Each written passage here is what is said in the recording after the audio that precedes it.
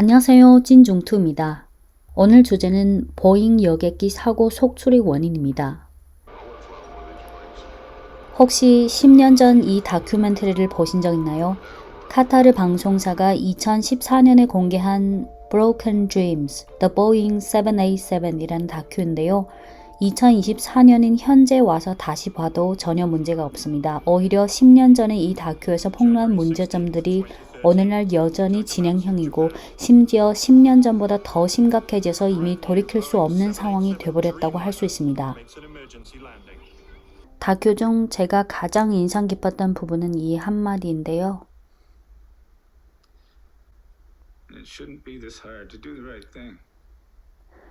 옳은 일을 하는 것이 이렇게 힘들면 안 된다.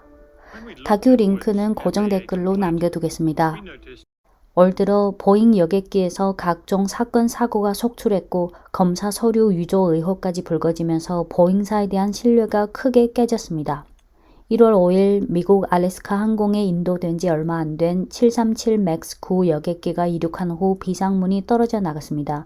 그 후 3개월 동안 비행 중인 보잉 737-800의 조종석 유리에 균열이 발생했고 블링컨 미 국무장관이 탑승한 보잉 737 여객기가 산소 누출 사고를 겪었으며 또 보잉 화물기가 이륙 후 엔진 고장이 났고 또 보잉 777-200 여객기가 타이어가 떨어지는 사고가 났고 또 다른 보잉 737 맥스 8 여객기는 착륙 도중 옆으로 뒤집혀 활주로를 벗어났고 또 비행 중 급착륙한 보잉 787-9에서 최소 50여 명이 부상을 입는 등 각종 사고가 빈번히 발생했습니다. 올 3월 미 연방항공청 FAA는 보잉에 대한 조사 결과를 이렇게 발표했습니다.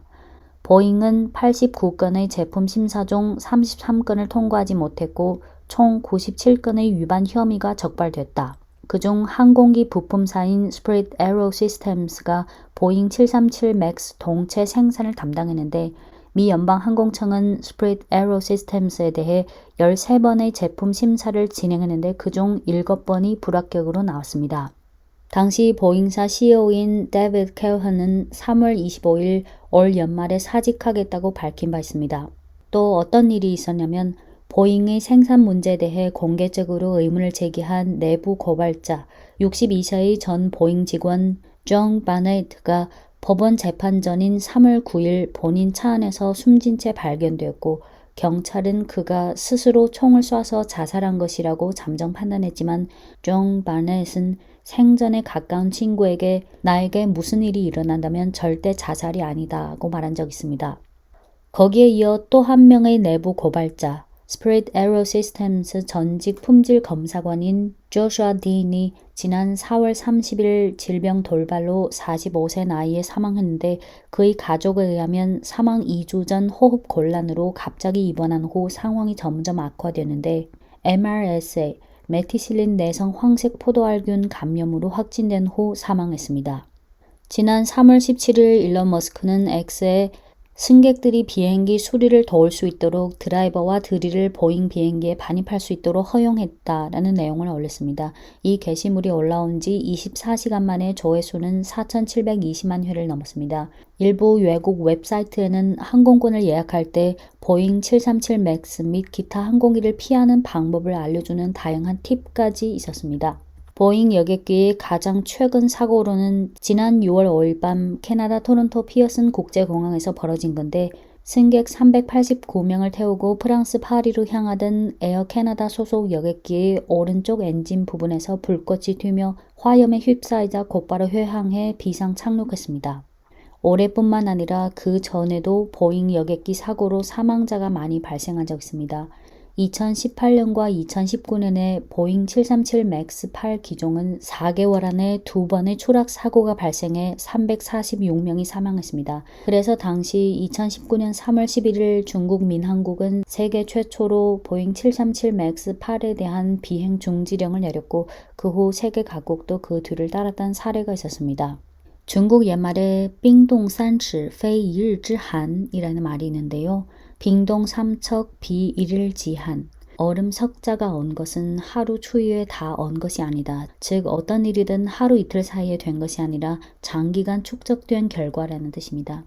네, 지금부터 보잉 여객기 사고 속출의 원인에 대해 간단히 짚어보겠습니다. 보잉 여객기 사고 속출의 첫 번째 원인은 기업이 과도한 금융화를 추구한 반면 품질과 혁신을 소홀히 했다는 점입니다. 지난 20년 동안 보잉사의 여객기 모델을 보면 더 이상 신모델을 적극적으로 출시하는 데 관심이 없는 대신 자사주 매입, 주가 급등, 고배당 등에 집중하는 경향이 강해졌습니다. 2016년 전후 유럽의 에어버스는 연료를 더 절약할 수 있는 신형 항공기인 A320 네오를 출시해 많은 주문을 따냈습니다. 반면 당시 보잉은 단기간에 에어버스와 경쟁할 만한 신모델이 없는 상황에서 가능한 빨리 시장을 되찾기 위해 원래 10년에 걸쳐 신여객기를 개발하려고 했던 당초 계획을 중단하고 20세기 60년대에 개발한 후 비교적 잘 팔렸던 737 기형을 737 맥스로 업그레이드했습니다. 용적이 더 큰 엔진을 억지로 앞쪽으로 배치했는데 이는 나중에 발생한 두 차례의 심각한 항공사고에 큰 리스크를 심어뒀습니다. 보잉 여객기 사고 속출의 두 번째 원인은 정경유착과 부패입니다. 미국의 무당파 조직인 오픈 시크릿스에 따르면 2023년 미국 항공운수 산업의 로비 자금은 총 1억 달러를 넘어섰고 총 1,018명의 로비스트가 있으며 그중 65%가 전직 공무원이었으며 로비 회사 중 1위에 있는 기업이 바로 보잉사였습니다. 이것이 바로 미국 정부가 장기간 보잉사에 대한 관리 감독이 엄격하지 않았던 주된 이유 중 하나입니다. 보잉의 비상구 위기 배후에는 미국식 정경유착의 회전문이라고 해도 과언이 아닙니다. 미 연방항공청은 비용 절감을 위해 항공기 안전 인증 작업의 일부를 보잉과 같은 항공기 제조업체에 아웃소싱했는데 이는 즉 경기 심판권을 운동선수의 손에 맡긴 것과 마찬가지고 그 운동선수 중에는 전직 공무원들이 적지 않았습니다. 보잉 여객기 사고 속출의 세 번째 원인은 산업의 공심화입니다. 여기서 공심은 속이 비었다는 그 공심이라서 탈공업화라고 생각하시면 됩니다. 신자유주의 경제라는 신화를 미신한 보잉은 많은 미국 기업들처럼 비용 절감을 위해 많은 생산 절차를 해외로 옮겼습니다. 이는 단기적으로는 미국 기업들이 비용 절감에 도움이 되는 것처럼 보였지만 중장기적으로 보면 미국의 밸류체인과 생태계에 큰 타격을 입혔고 많은 생산 절차에 대한 품질 관리도 잃게 했습니다. 보잉 여객기 사고 속출의 네 번째 원인은 엔지니어 문화의 쇠퇴입니다. 이것은 미국의 전체적인 사회 분위기와 관련된 문제인데 레이건 시대 이후 거의 두 세대에 걸쳐서 미국의 젊은이들은 이공계를 꺼리고 제품 개발과 제조업에 종사하는 것을 꺼려하는 사회적 분위기가 계속되면서 엔지니어링 인력과 엔지니어 문화도 쇠퇴되는 추세를 보였습니다.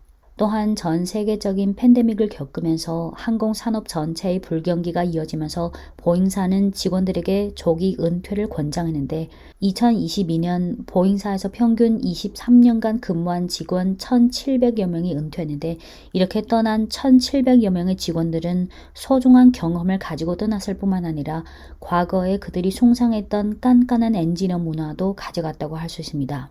현재 보잉 직원의 50%가 경력이 6년 미만인데 팬데믹 이전에는 경력 6년 미만의 비율이 25%였습니다. 또한 아시다시피 미국 사회의 마약 범람이 심각한데 보잉 직원 중 업무 시간에 마약 흡입한 사례도 있었습니다.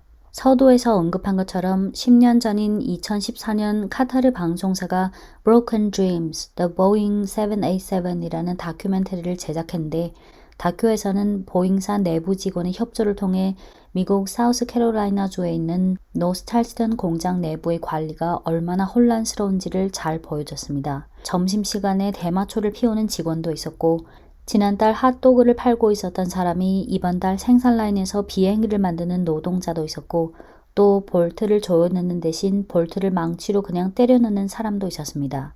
보잉이 어떻게 지금과 같은 상황이 되어버렸는지를 생각해보면 지나칠 수 없는 해가 바로 1997년입니다. 당시 미국의 항공기 제조사이자 원래 보잉이 경쟁사였던 맥도널 더글러스가 파산 위기에 처한 상황에서 1997년 보잉이 140억 달러로 맥도널 더글러스를 인수했습니다. 맥도널 더글러스는 20세기 8, 90년대에 비행기 추락 사고가 잦았고 당시 미국인들은 맥도널 더글러스에게 데일리 크래쉬라는 별명을 붙여주기도 했습니다. 1997년 맥도널 더글러스를 인수한 후 보잉은 항공 제조업계의 승자가 됐고 맥도널 더글러스는 패자가 됐는데 문제는 당시 인수합병 후 맥도널 더글러스의 경영진이 보잉으로 들어가서 권력을 잡게 됐다는 점입니다. 그러니까 패자가 승자 속으로 들어가 경영진이 됐다는 것입니다. 그래서 당시 보잉의 오래된 직원들은 맥도널 더글러스가 보잉의 돈으로 보잉을 인수했다고 한탄하기도 했습니다. 당시 맥도널 더글러스의 보잉에 대한 영향은 1997년 보잉의 로고를 통해서도 알 수 있는데요. 화면을 보시면 이 로고 밑에 다 연도가 있는데 1920년대, 20년대, 20년대, 30년대, 30, 40년대, 50년대, 40년대, 60년대, 마지막이 1997년.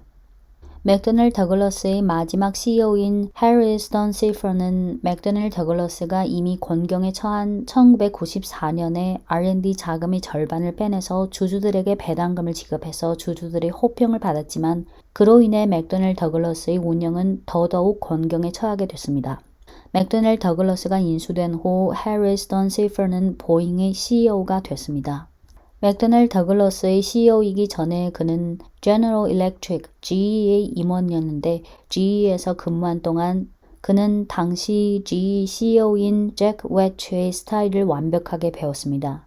해리 스톤시퍼가 보잉의 CEO가 된 후 가장 먼저 했던 일은 고비용, 고자산, 저수익 사업을 모두 매각한 동시에 대량의 업무를 아웃소싱한 것이었습니다.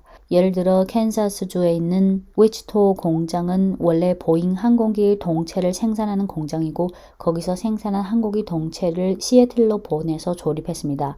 하지만 해리 스톤시퍼가 보잉의 CEO가 된 후 그는 위치토 공장을 매각한 후 위치토 공장은 스프릿 에로 시스템스가 되면서 공급사로서 보잉에게 항공기 동체를 계속 생산해 주기로 했습니다. 그러니까 위치토 공장을 매각해서 자금을 얻은 동시에 항공기 동체 제조 업무를 아웃소싱함으로써 비용 절감도 됐기에 보잉사의 재무제표가 보기 좋게 나올 수 있었습니다. 대신 원래는 전화 한 통으로 해결할 수 있었던 문제들이 이제는 공급사와 거래해야 하는 문제가 되면서 효율성이 크게 떨어졌습니다.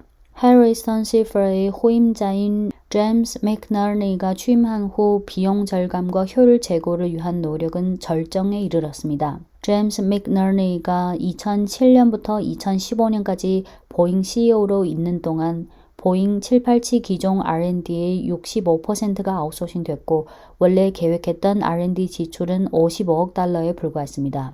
그 결과 아웃소싱으로 인해 프로젝트 관리가 엉망이 되어 계획보다 3년 반이나 지연됐고 결국 보잉 787의 개발 비용은 예상 비용의 6배인 350억 달러에 달했습니다.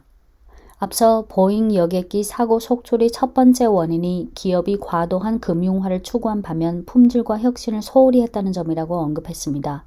2013년부터 2019년까지 보잉은 434억 달러로 23차례나 자사주 매입을 했는데 434억 달러가 어떤 개념이냐면 당시 보잉 787 연구 개발비가 350억 달러가 들었고 경쟁사인 에어버스의 A350 연구 개발비가 150억 달러였으니까 보잉이 23차례 자사주 매입한 데 쓴 430억 달러는 무려 3대의 신형 항공기를 정상적으로 연구 개발할 수 있는 돈입니다. 이렇게 보잉은 주주들을 웃게 하기 위해 미래를 위한 R&D 투자 자금을 다 주가 올리기에 써버렸습니다. 지금에 와서 보잉은 모든 것을 아웃소싱 할 수 없다는 것을 깨닫고 공급망을 통합하기 위해 과거에 매각해서 스프릿 에로 시스템스가 된 그 기업을 다시 인수할 계획이라고 하는데 과거에 9억 달러에 매각했지만 지금 다시 인수하려면 30억 달러가 드는데 이것이 바로 뭐랄까요? 신자유주의 경제의 매력이라고 할까요? 아시다시피 보잉과 에어버스는 오래된 라이벌입니다. 그동안 에어버스는 보잉사를 이겨서 세계 1위가 되고자 했고 보잉은 1위 자리를 지켜야 하는데 양사의 1위 다툼은 2019년에 에어버스가 1위가 되면서 확실한 결론이 났습니다. 그렇다면 에어버스가 뭔가를 특별히 했나요? 아닙니다. 에어버스는 그냥 원래 했던 일을 했을 뿐인데 보잉 스스로 에어버스를 1위 자리로 올려놓은 거나 마찬가지입니다. 보잉사의 사례는 미국 제조업의 시스템적 문제를 적나라하게 보여준 전형적인 사례 중 하나일 뿐입니다. 미국은 현재 항공기 제조와 같은 첨단 산업 이외에도 제조업에 있어서 많은 문제를 안고 있고 이러한 문제는 탈공업화의 장기화에 따라 이미 구조적, 시스템적 문제라서 현실적으로 개선은 불가능합니다. 아시다시피 미국이라는 나라는 이미 자본의 힘, 특히 금융화에 의해 납치된 나라라고 할 수 있는데 이러한 금융화 게임은 마약처럼 중독성이 있어서 그만둘 수 없습니다. 미국은 오바마 때부터 트럼프 그리고 바이든까지 제조업 리쇼어링 계획을 잇따라 내놓았지만 10여 년이 지난 지금 미국의 제조업은 컴백했나요? 미국의 공업용 전력 소비는 증가했나요? 미국의 엔지니어들은 어디에 있나요? 그리고 숙련된 노동자들은 어디에 있나요? 미국의 밸류체인과 생태계는 또 어디에 있나요? 세계는 이미 포스트 미국 시대입니다. 미국의 탈공업화와 제조업이 금융화라는 추세가 포스트 미국 시대의 진도를 더 가속화시켜주고 있습니다. 네, 지금까지 보잉 여객기 사고 속출이 원인에 대해 짚어봤는데요. 이어서 중국과 연관시켜서 생각해 보겠습니다. 중국은 2015년에 제시한 중국 제조 2025라는 목표 중 86%를 달성했는데 관련 내용은 찐중투 과거 영상에서 이미 공유드렸습니다. 중국은 태양광, 전기차, 배터리 등 분야에서 이미 세계 1위이고 고속철도 기술은 전 세계를 선도하고 있고 조선은 일본, 한국을 잇따라 제치고 세계 1위를 차지했습니다. 또한 올해 6월 초 중국의 장어 6호는 세계 최초로 달 뒷면 토양 샘플 채취에 성공했습니다. 관련 영상 모음은 찐중투 최근 영상에서 공유드렸습니다. 2023년 9월 호주의 싱크탱크 ASPI가 미래의 힘을 위한 세계의 경쟁이라는 보고서를 통해 중국은 중요 기술 분야와 새로운 혁신 기술 분야에 걸쳐 놀라운 진전을 이룸으로써 세계 최고의 과학기술 강국으로 자리매김하고 있다고 밝혔습니다. 이어 중국이 글로벌 주도권을 확보한 기술 분야는 동연구소가 분석한 44개 기술 중 37개로 국방, 우주, 로봇, 에너지, 환경, 생명공학, 인공지능, 첨단 소재 및 주요 양자 기술 분야 등 핵심 기술 분야를 망라하고 있다고 덧붙였습니다. 핵심 기술 중 일부 기술의 경우 세계 10대 연구기관 모두가 중국에 기반을 두고 있으며 2위 국가인 미국보다 9배에 이르는 중요 논문이 공개되고 있습니다. 특히 중국 과학 아카데미는 핵심 기술 44개 순위에서 1위에 오른 것으로 나타났습니다. 지금은 글로벌 산업 분야에서든 글로벌 주식 시장에서든 가장 관심받는 분야가 반도체나 인공지능이지만 아마 앞으로 몇 년이 지나면 중국 국산 여객기가 중국 국내에서뿐만 아니라 글로벌 시장에서의 관심도가 많이 올라갈 것 같습니다. 참고로 C919라는 중국 국산 여객기는 2007년 프로젝트를 시작한 후 10년 후인 2017년에 첫 비행을 했고 2022년 9월 중국 민용 항공국의 모든 심사를 거친 후 중국 국내 비행 합격증을 취득해서 2022년 12월 중국 동방항공에 첫 인도를 했고 동방항공은 2023년 5월 C919 첫 국내산 상용 비행을 개시했습니다. C919는 좌석이 158개에서 192개인 중소형 여객기이고 비행거리는 4,074km에서 5,555km, 동급 여객기보다 탄소 배출이 적고 연료 효율성이 높습니다. 단가는 0.99억 달러. 2024년 5월까지 C919는 상용 비행 만 1년이 됐고 누적 안전 비행 시간은 6,000시간에 달했습니다. 지금은 아직 상용화 초기 단계라서 C919는 주로 중국 국내선에 사용되고 있습니다. 현재 동방항공이 C919를 6대 보유하고 있는데 C919로 운항하고 있는 고정 항공편으로는 상해 홍차오 공항에서 북경 다신 공항까지, 상해 홍차오 공항에서 청도 텐푸 공항까지, 상해 홍차오 공항에서 시안咸阳 공항까지, 그 외에 6월 14일 즉 내일부터 상해 홍차오 공항에서 광저우 바이윤 공항 간 비행을 시작하게 되는데 이는 C919의 네 번째 고정 항공편이 되겠습니다. 또한 지난 6월 1일엔 C919로 홍콩 상해 전세기로 비행하기도 했습니다. 중국 국내 시장은 동방항공을 시작으로 해서 꾸준히 비행 레코드를 축적해야 하고 해외 수출은 지금부터 매우 긴 여정이 필요할 것입니다. 현재 C919는 베트남, 라오스, 캄보디아, 말레이시아, 인도네시아 등 동남아 국가에서 비행 시연을 진행했는데 싱가포르 항공업 컨설팅사인 엔더 애널리틱스 대표인 슈코 유소프는 CNN 인터뷰에서 이렇게 말했습니다. 일부 아시아 항공사는 중국의 C919를 신규 구입 시의 잠재적 선택 항으로 고려하고 있다. 만약 중국 이외의 항공사가 향후 24개월 내 C919 주문을 내린다면 나는 의아하지 않을 것이다. 한편 C919가 미국과 유럽 항공 규제 당국의 인준을 받지 못하고 있고 아직 5시간에서 6시간 비행 능력에 그치는 점은 단점이다 라고 하면서 다만 중국과 정치적으로 우호적인 동남아시아, 아프리카, 중앙아시아 국가들이 저가 내수용으로는 잠재적 경쟁력이 있다 라고 말했습니다. 참고로 동방항공은 이미 C919 100대를 주문했습니다.